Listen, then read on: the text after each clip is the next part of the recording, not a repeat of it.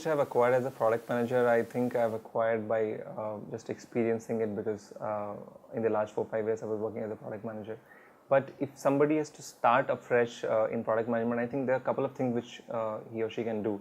First, obviously, is be very passionate about the products you are using. For example, if you are using Google Maps, or if you're using Facebook, just look at those features and try to understand the rationale as to why a product manager in, say, Google or at Facebook would have come up with this product.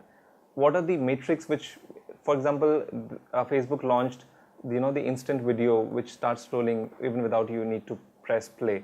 Now, why do you think the product managers at Facebook would have come up with this feature? And once it is out, what are the different metrics which they would be using to determine the success of this metric? Similarly, for example, if you're using Google Maps or Uber, what do you think is the technology which is actually driving this? How does Google come to know whether there is traffic on this street or not? What do you think? And just Google and just try to find out. Be more curious about these products, and whatever you're passionate about. They will give you a lot of insight into how the product managers think and how these technologies are built, and they will also obviously help you in your interview preparation. But more than that, it will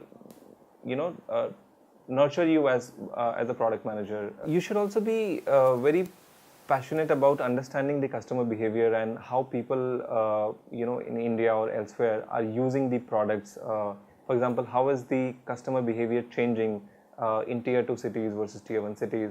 How is the customer behavior changing when they use app versus when they use mobile web, or when they use desktop, etc. So those are the things which you should be very particular about. Keep a tab on the articles or things which get published in this.